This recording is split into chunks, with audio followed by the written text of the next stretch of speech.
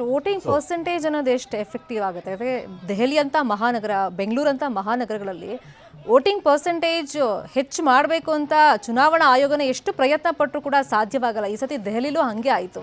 So ಈ ಫಲಿತಾಂಶದ ಮೇಲೆ ಆ ಪರ್ಸೆಂಟೇಜ್ ಎಷ್ಟು ಎಫೆಕ್ಟ್ ಬೀರುತ್ತೆ? ಏನಾಗಿದೆ ಡೆಲ್ಲಿನಲ್ಲಿ ಅಂದರೆ ಈಗ 60% ವೋಟಿಂಗ್ ಆಗಿದೆ. ಇದು ಕೂಡ ನಿರೀಕ್ಷಿತ ಪ್ರಮಾಣದಲ್ಲಿ ಆಗಿಲ್ಲ ಅಂತ ನನಗನ್ಸುತ್ತೆ. 10 ವರ್ಷದ ಕೆಳಗೆ 62% ವೋಟ್ ಆಗಿತ್ತು. ಸೊ ಅದರ ದಾಖಲೆನ ಇನ್ನೂ ಮೀರೋಕ್ಕೆ ಆಗಲಿಲ್ಲ. ಈ ಬಾರಿ ಕೂಡ ನಮ್ಮ ಎಲೆಕ್ಷನ್ ಕಮಿಷನ್ ಆಗಲಿ ಅಥವಾ ರಾಜಕೀಯ ಪಕ್ಷಗಳಾಗಲಿ ಇದರಲ್ಲಿ ಒಂಥರ ವಿಫಲತೆ, ಸೋಲನ್ನು ಅನುಭವಿಸಿದ್ದಾವೆ ಅಂತ ನನಗನ್ಸುತ್ತೆ. ಎಲ್ಲರನ್ನು ಒಟ್ಟಿಗೆ ಹೇಳ್ತಾ ಇದ್ದೀನಿ ನಾನು. ಯಾಕಂದರೆ ಮತದಾರರನ್ನ ಕರೆತಂದು ಮತಗಟ್ಟೆಗೆ ಕರೆತಂದು ಮತಗಳನ್ನು ಹಾಕೋದ್ರಲ್ಲಿ ಈ ಎಲ್ಲ ಪಕ್ಷಗಳು ಅವರ ಕಾರ್ಯಕರ್ತರು ಒಂದು ರೀತಿ 100% ಸಕ್ಸಸ್ ಆಗಿಲ್ಲ ಅಂತ ಅನಿಸುತ್ತೆ. ಎಲ್ಲಿ ನಗರ ಪ್ರದೇಶದಲ್ಲಿ ಜಾಸ್ತಿ ಅವೇರ್ನೆಸ್ ಇದೆ, ಎಲ್ಲಿ ನಾವು ವೋಟ್ ಮಾಡಬೇಕು ಅಂತ ಜಾಸ್ತಿ ಎಲೆಕ್ಷನ್ ಕಮಿಷನ್ ಒತ್ತು ಕೊಡುತ್ತೆ, ಅಂತೆಲ್ಲ ಈ ಥರ ಆದರೆ ಇನ್ನು ಬೇರೆ ಕಡೆ ಏನು ಅನ್ನೋ ಒಂದು ಯೋಚನೆ ಕೂಡ ಬರುತ್ತೆ. ಹಾಗಾಗಿ there is lot of work to do ಈ ಪ್ರದೇಶದಲ್ಲಿ, ನಗರ ಪ್ರದೇಶದಲ್ಲಿ. ನಾವು ಬೆಂಗಳೂರನ್ನು ನೋಡಿದ್ದೀವಿ, ಬೇರೆ ಕಡೆ ನೋಡಿದ್ದೀವಿ, ಮುಂಬೈನ ನೋಡಿದ್ದೀವಿ. ಸೊ ಎಲ್ಲ ಕಡೆ ನಗರ ಪ್ರದೇಶದಲ್ಲಿ ಮತದಾನ ಕಡಿಮೆ ಆಗುತ್ತೆ. ಇದು ಒಂದು ರೀತಿ it's A bloat on democracy ಅಂತಲೇ ಹೇಳ್ಬೋದು. ಇಲ್ಲಿ ಜಾಸ್ತಿ ಇನ್ನೂ ಕೂಡ ಎಲೆಕ್ಷನ್ ಕಮಿಷನ್ ತನ್ನ ಕೆಲಸವನ್ನು ಇನ್ನೂ ಚೆನ್ನಾಗಿ ಮಾಡಬೇಕಾಗತ್ತೆ ಅಂತ ಅನಿಸುತ್ತೆ ನನಗೆ. ಎಸ್, ಆದರೆ ಇಲ್ಲಿ ಇರುವಂತಹ ವಿಚಾರಗಳಿಗೆ ಬಂದಾಗ ಎಲೆಕ್ಷನನ್ನು ನಡೆಸಿರುವಂತಹ ಸ್ವರೂಪಗಳನ್ನು ನೋಡಿದ್ರೆ ಈಗ ಬಿ ಜೆ ಪಿಯ ಕಾರ್ಯಕರ್ತರ ಸಂಭ್ರಮಾಚರಣೆಯನ್ನು ನೋಡ್ತಾ ಇದ್ವಿ. 47 ಕ್ಷೇತ್ರಗಳಲ್ಲಿ ಮುನ್ನಡೆಯನ್ನು ಸಾಧಿಸಿದ್ದಾರೆ ಬಿ ಜೆ ಪಿಯ ಕಾರ್ಯಕರ್ತರ ಸಂಭ್ರಮಾಚರಣೆಯನ್ನು ನಾವು ನೋಡ್ತಾ ಇದ್ವಿ. ಒಂದು ಕಡೆಯಲ್ಲಿ ಸಿಹಿ ಹಂಚುತ್ತಾ ಇದ್ದಾರೆ, ಮತ್ತೊಂದು ಕಡೆಯಲ್ಲಿ ಪಟಾಕಿಯನ್ನು ಸಿಡಿಸ್ತಾ ಇದ್ದಾರೆ. ಈ ಮೂಲಕ ತಮ್ಮ ಗೆಲುವನ್ನು ಸಂಭ್ರಮಿಸ್ತಾ ಇದ್ದಾರೆ. ಬಿ ಜೆ ಪಿಗೆ ಬಹಳ ವರ್ಷಗಳ ನಂತರ ಸಿಕ್ಕಿರುವಂತಹ ಗೆಲುವು. ಸಹಜವಾಗಿಯೇ ಇದು ಅತಿದೊಡ್ಡ ಗೆಲುವು. ಬಿ ಜೆ ಪಿಯ ಕಾರ್ಯಕರ್ತರು ಬೆಂಗಳೂರಲ್ಲೂ ಕೂಡ ಸಂಭ್ರಮಾಚರಣೆಯಲ್ಲಿ ತೊಡಗಿರುವಂತಹದ್ದು, ದೆಹಲಿಯಲ್ಲೂ ಕೂಡ ಸಂಭ್ರಮಾಚರಣೆಯಲ್ಲಿ ತೊಡಗಿದ್ದಾರೆ. ಇಲ್ಲಿ ಲೋಹಿತ್ ಅವರೇ, 33ರವರೆಗೆ ಹೋಗಿದ್ದಂತಹ ನಂಬರ್ ಮತ್ತೆ 23ಕ್ಕೆ ಇಳಿಕೆ ಆಗಿರುವಂಥದ್ದು ನೋಡ್ತಾ ಇದ್ದೀವಿ. ಈ ಗ್ರಾಫ್ ಮತ್ತೆ ಇಳಿಮುಖವಾಗಿ ಕೆಳಗಡೆ ಬರ್ತಾ ಇದೆ, ಕೆಳಗಡೆ ಸಾಗ್ತಾ ಇದ್ದಾವೆ. ಬಟ್ ಗೆಲುವು ಏನು ಅನ್ನೋಂಥದ್ದು ಇನ್ನೂ ಯಾವುದು ಗೊತ್ತಾಗ್ತಾ ಇಲ್ಲ. ಯಾವುದು ಗೆಲುವು, ಎಷ್ಟು ಗೆಲುವು ಅಂತಿಲ್ಲ, ಎಲ್ಲ ಮುನ್ನಡೆ ಅಂತಿದೆ. ಸೊ ನಾನು ಅದೇ ಹೇಳಿದೆ ಮೊದಲಿಂದನೂ ಕೂಡ, ಅಂತಿಮ ಒಂದು ರಿಸಲ್ಟ್ ಬರೋವರೆಗೂ ಕೂಡ ಕಾದು ನೋಡಬೇಕಾಗತ್ತೆ. ಸೋಲು ಇಷ್ಟು ಬೇಗ ಒಪ್ಕೊಳ್ಳೋಕ್ಕೂ ನಾನು ರೆಡಿ ಇಲ್ಲ. ಯಾಕಂದರೆ ನಾವು ಹೋರಾಟದಿಂದ ಬಂದಿರೋವಂಥವ್ರು. ಆಮ್ ಆದ್ಮಿ ಪಕ್ಷದಲ್ಲಿ 23 ಓಟ್ ಆಗೋಯ್ತು, 23 ಸೀಟ್ ಆಗೋಯ್ತು ಮುನ್ನಡೆ ಅನ್ನೋದನ್ನು ಸ್ವಲ್ಪ ಕಾದು ನೋಡಿಬಿಟ್ಟು ಮುಂದೆ ಅದನ್ನು ವಿಚಾರ ಮಾಡೋದು ಒಳ್ಳೆಯದು ಅಂತ ನನ್ನ ಅಭಿಪ್ರಾಯ. ಸೊ ಇಲ್ಲೂ ಕೂಡ ಬೇರೆ ಒಂದು ಎಲೆಕ್ಷನ್ ಕಮಿಷನ್ ಅಲ್ಲಿ ಒಂದು 24-25 ಬರ್ತಾ ಇದೆ ಮುನ್ನಡೆ ಅನ್ನೋಂಥದ್ದು. ಬಹುಶಃ ಬಿ ಜೆ ಪಿಯವರು ಅತಿ ವೇಗವಾಗಿ ಸಂಭ್ರಮಾಚರಣೆಯನ್ನು ಮಾಡ್ತಾ ಇದ್ದಾರೆ ಅನ್ನೋ ರೀತಿ ಕಾಣ್ತಾ ಇದೆ.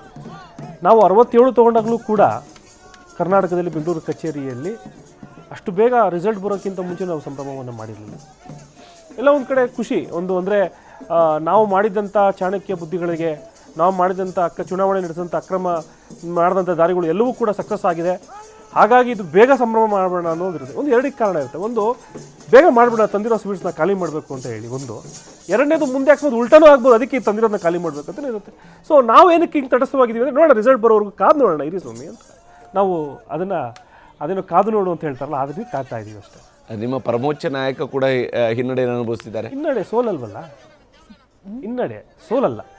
ನೋಡೋಣ, ಸೋಲು ಆಗೋವರೆಗೂ ಕೂಡ ನಾವು ಡಿಕ್ಲೇರ್ ಅಂತ ಮಾಡೋಕ್ಕಾಗಲ್ಲ. ಅಲ್ಲಿರೋರಿಗೆ ಕ್ವಶನ್ ಮಾರ್ಕ್ ಅಂತಾರೆ. ರಾಷ್ಟ್ರೀಯ ಅಂತಾರಾಷ್ಟ್ರೀಯ ಮಾಧ್ಯಮಗಳು ಎಲ್ಲವೂ ಕೂಡ ಕ್ವಶನ್ ಮಾರ್ಕ್ ಹಾಕಿದ್ದಾವೆ. ತೆಗಿಯೋ ತನಕ ಕಾದು ನೋಡೋಣ. ಏನು ಬೇಕಾದ್ರೂ ಆಗ್ಬೋದು. ಇನ್ನು 5 ಸುತ್ತು ಮತ ಎಣಿಕೆ ಇದ್ದಾವೆ. ಎಲ್ಲಿ ಯಾವಾಗ ಏನಾಗುತ್ತೆ ಅಂತ RR ನಗರದಲ್ಲಿ ತಾವು ನೋಡಿದಂಥದ್ದು ನಮ್ಮ ಚುನಾವಣೆಯಲ್ಲಿ. ಇನ್ನೇನು ಸಂಭ್ರಮಾಚರಣೆ ಸ್ಟಾರ್ಟ್ ಮಾಡುವಂಥ ಸಮಯದಲ್ಲಿ ಕಾಂಗ್ರೆಸ್ನವರು ಯಾವುದೋ ಒಂದು ಬೂತ್ ಓಪನ್ ಆಗಿಬಿಡುತ್ತೆ, 11 ಸಾವಿರ ಲೀಡ್ ಬಂದ್ಬಿಡುತ್ತೆ, ಟಕ್ಕಂತ ಚೇಂಜ್ ಆಗಿಬಿಡುತ್ತೆ, ಚಿತ್ರಾಂಗಣ ಚೇಂಜ್ ಆಗಿಬಿಡುತ್ತೆ. ಆ ರೀತಿಯಾಗಿ ಏನಾದರೂ ಆಗ್ಬೋದು ಅನ್ನೋಂಥ ವಿಶ್ವಾಸ ನಮಗೆ ಕಾಯ್ಕೊಂಡ್ಬಿಟ್ಟಿದ್ದೀವಿ. ಓಕೆ, ನಿಮ್ಮ ವಿಶ್ವಾಸ ಆಗಿರಲಿ. ಯಾಕಂದ್ರೆ ನಾನು ಇರೋಂಥದ್ದು ಎಲ್ಲಿ ಅಂದರೆ ತುಂಬ ಹತ್ತಿರವಾಗಿದ್ದೀನಿ. 23, 25 ಎಲ್ಲ ತುಂಬ ಹತ್ತಿರವಾಗಿದೆ. ಏನಾದರೂ ನಾನು 1, 2, 3 ಅಂತ ಹೇಳಿದ್ರೆ ಖಂಡಿತವಾಗ್ಲೂ ಐ ಕುಡ್ ಹ್ಯಾವ್ ಸರೆಂಡರ್ಡ್. ಹೌದು ಅಂತ. 23, 25 ಎಲ್ಲವೂ ಹತ್ರ, ಎಷ್ಟು 36ಕ್ಕೆ ಬರಬೇಕಾಗಿರುವಂಥದ್ದು. ಇಲ್ಲೂ ಕೂಡ ಅಂಥ ಒಂದು ಇನ್ನೂ ನಂಬಿಕೆ ನಮಗೆ ಬರ್ತಾ ಇಲ್ಲ. ನೋಡೋಣ, ಕಾದು ನೋಡೋಣ. ಭವ್ಯ ಅವರೇ, ನಿಮ್ಮಲ್ಲಿ ಅದೇ ರೀತಿ ಅಂತ ಯಾವ ವಿಶ್ವಾಸ ಇದೆ ಇವಾಗ? ಚಂದ್ರಶೇಖರ್ ಅವರು ಇಂಡಿಯಾ ಅಲಯನ್ಸ್ ಬಗ್ಗೆ ಕೇಳಿದ್ರು, ಅದಕ್ಕೆ ರೆಸ್ಪಾಂಡ್ ಮಾಡೋಕ್ಕೋಸ್ಕರ ಐ ರಿಮೆಂಬರ್ ಪಾಯಿಂಟ್ ನೋಟ್ ಮಾಡ್ಕೊಂಡಿದ್ದೆ. ಓಕೆ ಇದೇ ಇಂಡಿಯಾ ಅಲಯನ್ಸ್ DMK ಜೊತೆ ಇದೀವಿ, ಅದು ಕಂಟಿನ್ಯೂ ಆಗ್ತಿದೆ. ಯಾಕೆ ಆ ಒಂದು ನೈತಿಕತೆ ಐಡಿಯಾಲಜಿ ಕಂಟಿನ್ಯೂ ಆದಾಗ ನಮಗೂ ಏನೂ ತೊಂದರೆ ಇಲ್ಲ. ಬಟ್ ಅರವಿಂದ್ ಕೇಜ್ರಿವಾಲ್ ಅವ್ರ ಬಗ್ಗೆ ಅವರೇ ಹೇಳಿದ್ರು, ಹೇಗೆ ಅವ್ರು ಆಡಿದಂತಹ ಮಾತುಗಳ ಜೊತೆ ಮತ್ತು ಅವರ ಒಂದು ನಡವಳಿಕೆ ಆಗ್ಬೋದು, ಕರಪ್ಷನ್ ಕೇಸಸ್ ಆಗ್ಬೋದು. ಸೊ ಒಂದು ಅಲಯನ್ಸ್ ಅಂದಮೇಲೆ ನಿಮ್ಮ ಅಲಯನ್ಸಲ್ಲಿ NDAಯಲ್ಲೂ ತುಂಬ ಜನ ಸೇರಿದ್ದಾರೆ, ಮುಂಚೆ ಬಿಟ್ಟೋದವರು ವಾಪಸ್ ಸೇರಿದ್ದಾರೆ, ಹೋಗ್ತಾರೆ. ಸೊ ಇಲ್ಲಿ ಆ ಪ್ರಶ್ನೆ ಯಾಕೆ ಬರ್ತಿದೆ ಅಂತಲೂ ಗೊತ್ತಿಲ್ಲ. ಓಕೆ, ಆದರೆ BJP ಬಗ್ಗೆ ಒಂದು ನನಗೆ ಜನಗಳು ನೋಡಿ ಅದು ಹೇಗೆ ಇಂಥವ್ರನ್ನ ಎಲೆಕ್ಟ್ ಮಾಡ್ತಾರೆ ಅಂತ ಗೊತ್ತಿಲ್ಲ. ಈಗ ತಾನೇ ಅಶೋಕ್ ಅವರು ಅಪೋಸಿಷನ್ ಲೀಡರ್ ಸರ್, ಒಂದು ಹಿರಿಯ ನಾಯಕರು, ರಾಜಕೀಯ ನಾಯಕರು, ಅವರ ಭಾಷೆ ಕೇಳಿದ್ರೆ ನೀವು ಇಟ್ ಡಸಂಟ್ ಮ್ಯಾಟರ್. ಅಪೋಸಿಟ್ ಪಾರ್ಟಿಯಲ್ಲಿ ಅರವಿಂದ್ ಕೇಜ್ರಿವಾಲ್ ಇರ್ಬೋದು, ಯಾರೇ ಆಗ್ಬೋದು, ಒಬ್ಬ ನಾಯಕರು ಅಂದ ಮೇಲೆ ಅವರಿಗೆ ಡಿಗ್ನಿಟಿ, ಒಂದು ಗೌರವನ ಕೊಡೋದು, ಅವರೊಂದು ಎಕ್ಸಾಂಪಲ್ ಸೆಟ್ ಮಾಡ್ತಾರೆ ಮುಂದಿನ ಅವರ ಕಾರ್ಯಕರ್ತರಿಗೆ ಹೇಗೆ ಮಾತಾಡಬೇಕು, ಅಪೋಸಿಷನ್ ಅವ್ರನ್ನ ಹೇಗೆ ಟ್ರೀಟ್ ಮಾಡಬೇಕಂತ ಅವರ ಭಾಷೆಯಲ್ಲೇ ಗೊತ್ತಾಗುತ್ತೆ, ಅವರ ಕಲ್ಚರ್. ಅಷ್ಟೇ ಅಲ್ಲ, ಡೆಲ್ಲಿಲಿ ನೋಡಿ ಇವತ್ತು ರಮೇಶ್ ಬಿದೂರಿಯಾ, ದಾನಿಶ್ ಅಲಿ ಅವರ ವಿರುದ್ಧ ಪಾರ್ಲಿಮೆಂಟಲ್ಲಿ ಅವರು ಆಡಿದಂತಹ ಮಾತುಗಳು, ಅವರೇ ಅಪಾಲಜಿ ಕೇಳಿದ್ದಾರೆ, ಇಲ್ಲ ಅಂತಿಲ್ಲ. ಕಪಿಲ್ ಮಿಶ್ರಾ ಅವರಿಂದಾನೇ in fact he was one of the reasons ಆ ಒಂದು ಕಮ್ಯುನಲ್ ರಯಟ್ಸ್ ಆಗೋದಕ್ಕೆ ಡೆಲ್ಲಿಯಲ್ಲಿ. ಇಂಥವ್ರನ್ನೆಲ್ಲ ಜನ ಗೆಲ್ಲಿಸ್ತಿದ್ದಾರೆ ಅಂದರೆ ನನಗೆ ಆಶ್ಚರ್ಯ ಆಗುತ್ತೆ. ಅದೆಲ್ಲೋ ಜನನೂ ಸ್ವಲ್ಪ ರಿಫ್ಲೆಕ್ಟ್ ಮಾಡಬೇಕು. ಅಲ್ಲಿ BJP ಗಿಲ್ಲಿ, ಆಪ್ ಗೆಲ್ಲಿ, ಐ ಡೋಂಟ್ ಮೈಂಡ್, ಬಟ್ ಇವ್ರುಗಳು ಗೆಲ್ತಿದಾರಲ್ಲ, this is a little personal for us. ಜನ ತುಂಬ ರಿಫ್ಲೆಕ್ಟ್ ಮಾಡ್ಕೋಬೇಕನ್ಸುತ್ತೆ. ದೇಶವನ್ನು ಒಡೆಯುವಂತಹ ಮಾತು, ಮತ್ತೊಂದು ಸಮುದಾಯವನ್ನು ಒಂದು ಡೆಮನೈಸ್ ಮಾಡುವಂತಹ ಮಾತುಗಳಾಗ್ಬೋದು, ಪಾರ್ಲಿಮೆಂಟಲ್ಲಿ ಆಡುವಂತಹ ಧೈರ್ಯ ಇದೆ, ಕ್ಯಾಂಪೇನ್ ಸ್ಪೀಚಲ್ಲಿ ಆಡುವಂತಹ ಧೈರ್ಯ ಇದೆ ಇವರಿಗೆ. ಒಬ್ಬರು ಅಪೋಸಿಷನ್ ಲೀಡರ್ ಬಂದು ಮತ್ತೊಬ್ಬ ನಾಯಕರನ್ನು, ಅರವಿಂದ್ ಕೇಜ್ರಿವಾಲ್ ಅವ್ರ ವಿರುದ್ಧ ನಾವು ಮಾತಾಡ್ತೀವಿ, ಆದರೆ ಮ್ಯೂಚುವಲ್ ರೆಸ್ಪೆಕ್ಟ್ ಅನ್ನೋದು ಇಲ್ಲ ಅಂದರೆ ಅವ್ರನ್ನ ಲೀಡರ್ಸ್ ಅನ್ನೋದಿಲ್ಲ.